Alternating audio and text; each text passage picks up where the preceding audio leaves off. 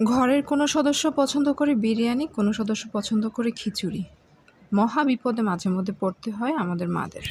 আসসালামু আলাইকুম দর্শকগণ, দৈনন্দিন রান্নাবান্না এবং রুজির রাজু চ্যানেলে আপনাদের সবাইকে স্বাগতম। আশা রাখছি সবাই ভালো আছেন, সুস্থ আছেন। এই বিপদ থেকে রক্ষা পেতে তাই আপনাদের করে দেখাচ্ছি খিচু বিরিয়ানি রেসিপি। বাহিরের কোনো মশলা ছাড়াই একদম ঘরের উপকরণ দিয়েই তৈরি করে দেখাচ্ছি আজকের এই খিচু বিরিয়ানি রেসিপিটি। তার জন্য 1 কেজি ওজনের সোনালী মুরগি নিয়ে নিলাম। এগুলোকে একটু ছোট ছোট করে কেটেছি, দেখেই কিন্তু বুঝতে পারছেন। একটা লম্বা রানকেও 2 টুকরো করে নিয়েছি, মোটা রানটাকে 3 টুকরো করে নিয়েছি। এইভাবে 1 থেকে 1.5 ইঞ্চি লম্বা করে বর্গাকারে এভাবে কেটে নিয়েছি পিসগুলো। ভালোভাবে ধুয়ে পানি ছাকিয়ে নিয়েছি প্রায় 10 মিনিটের মতো, এতে করে কোনো বাড়তি পানিটা থাকছে না। এখন পানিটা ছাকা হয়ে গেলে ঘরোয়া যে উপকরণগুলো আছে সেগুলো একে একে আমি এখানে যোগ করছি। দেশি আদা বাটা 1.5 টেবিল চামচ, দেশি রসুন বাটা 1 টেবিল চামচ, আর জিরা বাটা 2 চা চামচ। আর এখানে 1 টেবিল চামচ পরিমাণ পেঁয়াজ বাটা। পেঁয়াজটা এখনকার একটু কালচে হয়, এগুলো স্কিপ করে যাবেন। কাজু বাদামটাকে একদম পাটায় বেটে নিয়েছি, তাও 1 টেবিল চামচ পরিমাণ হবে। আর এখানে একটা ঘরোয়া মশলা, এই মশলাটা আমি প্রায় রেসিপিতে ব্যবহার করি। আমি অন্য আরেকটা ভিডিওতে ব্যবহারকৃত এইরকম মশলার লিঙ্কটা দিয়ে দিচ্ছি।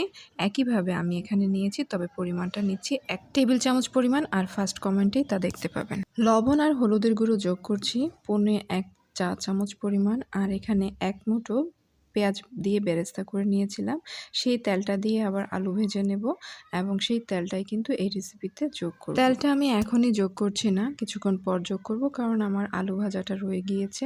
এখন সবগুলো উপকরণকে সুন্দরভাবে হাত দিয়ে মাখিয়ে নিচ্ছি একটু সময় নিয়ে। আমার বাটিটা ছোট বিধায় আমি অফ ক্যামেরায় অন্য একটা পাত্রে এগুলোকে ভালোভাবে মাখিয়ে নিয়েছিলাম এবং পরবর্তীতে আবার এই বাটিটা ট্রান্সফার করেছি। ভালোভাবে মাখানো হয়ে গেলে এগুলোকে রেস্টের জন্য রেখে দিচ্ছি 1 ঘন্টার জন্য। আমি ভালোভাবে ঢাকনা দিয়ে একদম নরমাল ফ্রিজে রেখে দিয়েছিলাম 1 ঘন্টার জন্য। সময় না থাকলে আধা ঘন্টা অন্তত ভেজাবেন। আর স্ট্যান্ডার্ড কাপে 1 কাপ পরিমাণ মুগ ডাল আমি মিডিয়াম টু মিডিয়াম লো হিটে 3-4 মিনিট অল্প অল্প করে ভেজে নিয়েছি। তারপর এগুলোকে হালকা পানি দিয়ে এবং অল্প একটু লবণ দিয়ে আমি এগুলোকে 3 থেকে 4 মিনিট একটু সিদ্ধ করে নিচ্ছি, যাতে পানিটা শেষ হয়ে যায়। আর 8-10টি ছোটো আলুকে আমি হালকা লবণ মাখিয়ে 5 মিনিট রেখেছিলাম। এরপর অবশিষ্ট তেলটার মধ্যে মিডিয়াম টু মিডিয়াম লো হিটে আমি 4-5 মিনিট নিয়ে ভেজে নিয়েছি, লাল লাল ব্রাউন করে নিয়েছি। এখন অবশিষ্ট যে তেলটা ছিল সেখান থেকে আমি 2 টেবিল চামচ পরিমাণ তেল এখানে দিয়ে দিচ্ছি। আর এই যে মেরিনেট করা মাংসগুলো ছিল এগুলোকে চুলা জ্বালিয়ে ভারী একটা কড়াই বসিয়ে তার মধ্যে দিয়ে দিলাম। আর যে মাখানো পানিটা ছিল সেই পানিটা রেখে দিচ্ছি, এখনই দিচ্ছি না, যখন পানিটা লাগবে তখন আগে ওই পানিটা দিয়ে পরবর্তীতে অন্য পানি ব্যবহার করছি। প্রথমেই ঢাকনা দিচ্ছি না, হাই হিটে 1 থেকে 1.5 মিনিট এভাবে আমি তেলটা দিয়ে এগুলোকে একটু ভাজা ভাজা করে নিচ্ছি। এরপর চুলার আঁচটা মিডিয়াম রেখে আমি এগুলোকে প্রায় 7-8 মিনিটের মতো রান্না করে নিচ্ছি। তবে অবশ্যই 2-1 মিনিট পর পর ঢাকনাটা খুলে একটু নেড়েচেড়ে দিতে হবে। প্রথম দিকেই কিন্তু পানিটা যোগ করতে হবে না, কারণ মাংসের মধ্যে পর্যাপ্ত পরিমাণ পানি আছে। এই নিজস্ব পানিটা দিয়েই কিন্তু রান্নাটা হবে। পরবর্তীতে যখন এখানে পানির প্রয়োজন হবে তখন আগের পানিটার সাথে আমি এখানে কয়েকটা তেজপাতা, দারচিনি, এলাচ, স্টার এলাচ এগুলো দিয়ে দিলাম। দিয়ে আবারও মিডিয়াম হিটে আমি কিছুক্ষণ রান্না করে নিচ্ছি। মাংসটাকে ধৈর্য নিয়ে কিছুক্ষণ পর পর এভাবে নেড়েচেড়ে দিতে হবে। এই মাংসটা কিন্তু একদম প্রথম দিকে যেভাবে কষানো হয় এভাবেই কিন্তু কষাচ্ছি। নরমালি মাংস রান্না করতে যেরকম আমরা প্রথম কয়েকবার কষিয়ে তারপর ভালো করে পানি দিয়ে দিই, তা কিন্তু করছি না। এখন এখানে একটা বড় সাইজের টমেটো, টুকটুকে লাল টমেটো দিয়ে দিচ্ছি আর একটু সামান্য লবণ দিয়ে দিচ্ছি টমেটো অনুযায়ী। একটু নেড়েচেড়ে আবারও ফিরে আসছি 3-4 মিনিট পর। মাংসটা কষানোর উপরেই কিন্তু যে কোনো মাংসের স্বাদ বা বিরিয়ানির স্বাদটা নির্ভর করে। এভাবে মাংসটা মোটামুটি যখন 70 থেকে 80% পর্যন্ত সিদ্ধ হয়ে আসবে, ঝোলটা মাখা মাখা হয়ে আসবে, তখন এখানে আগে থেকে ভিজিয়ে রাখা 1 কাপ ডালের জন্য আমি এখানে 3 কাপ চাল নিয়েছি। এটা চিনি গুঁড়া চাল, যে কোনো ব্র্যান্ডের নিলেই হবে, তবে আধা ঘন্টা ভিজিয়ে রাখবেন এবং 10 মিনিট পানি ছেঁকে রাখবেন। তারপর এখানে এই মাংসের সাথে চালটা দিয়ে চাল অনুযায়ী এখানে লবণ দিয়ে দিচ্ছি আমি প্রায় 1.5 চা চামচ পরিমাণ। এখন ভেজে রাখা আলুগুলো যেগুলো আছে সেগুলোর সাথে কয়েকটা আলু বোখরা দিয়ে দিচ্ছি, এতে করে টেস্টটা ভালো আসে। ডালটা যেহেতু সিদ্ধ করে নিয়েছিলাম তাই আমি এখনই ডালটা দিয়ে দিচ্ছি না, প্রথমে চালটাকে এগুলোর সাথে মিশিয়ে একটু হালকা দমে বসিয়ে রাখবো। চালটা যখন একটু হাফ সিদ্ধ হয়ে আসবে তখন ডালটা দেব।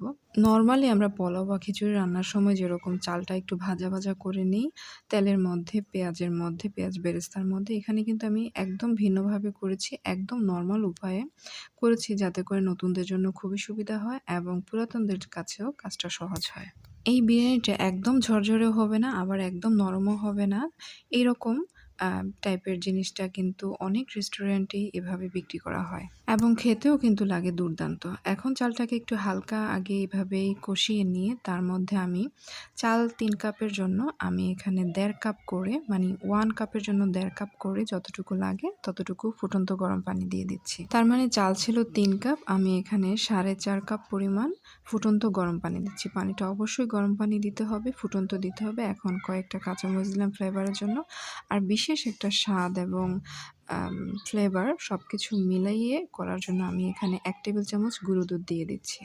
গুঁড়ো দুধের পরিবর্তে লিকুইড দুধটা ব্যবহার করা যাবে, তবে সেক্ষেত্রে পানির পরিমাণটা মেপে দিতে হবে। তারপরও গুঁড়ো দুধ দিলে একটু ফ্লেভারটা বেশি ভালো আসে। এখন এটাকে আমি মিডিয়াম টু মিডিয়াম লো হিটে রেখে ৩ থেকে ৪ মিনিট পর ফিরে আসলাম। যখন চালটা এরকম কিছুটা পানিটা খেয়ে একটু হালকা সেদ্ধ হয়ে আসবে, সেই মুহূর্তে যে মুগ ডালগুলো ছিল এই মুগ ডালগুলো আমি দিয়ে দিচ্ছি। মুগ ডালে যেহেতু আগে লবণ দেওয়া ছিল তাই এখানে আর বাড়তি লবণটা যোগ করছি না। এখন এগুলোকে ভালোভাবে মিশিয়ে এবার চুলার হিটটা একদম লো করে দিয়ে ঢেকে রাখবো ১০ মিনিটের জন্য।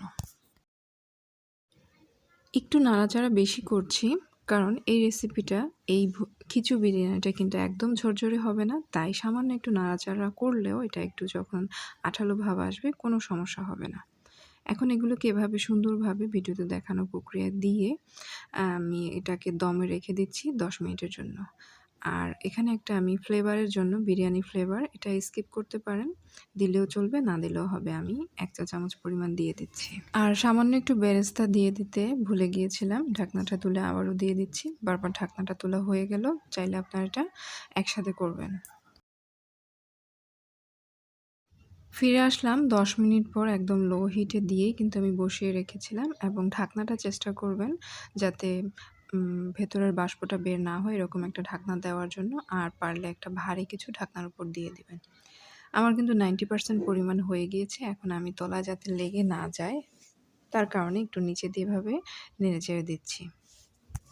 উপরের দিকে ভাপটা একটু কম ওঠায়, উপরের দিকের চালগুলো একটু হালকা শক্ত থাকতে পারে, সেই জন্য এগুলোকে আবার নেড়ে দিয়ে সুন্দরভাবে এভাবে সেট করে দিয়ে ঢাকনা দিয়ে আরও ৫ মিনিটের জন্য এভাবে দমে রেখে দিবেন একদম লো হিটে।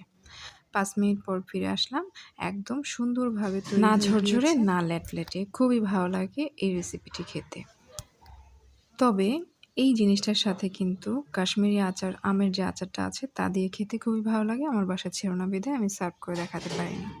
যেকোনো সময় যেকোনো ওয়েদারে পরিবার পরিজন নিয়ে এই রেসিপিটি গরম গরম উপভোগ করতে পারেন। তাহলে দর্শকগণ, আমার ভিডিওটি ভালো লেগে থাকলে চ্যানেলটি সাবস্ক্রাইব করবেন, ভিডিওটিতে লাইক কমেন্ট শেয়ার করতে ভুলবেন না। পরবর্তী ভিডিও পাওয়ার জন্য নোটিফিকেশন বাটনে ক্লিক করে রাখুন এবং সেই পর্যন্ত ভালো থাকুন, সুস্থ থাকুন। ধন্যবাদ।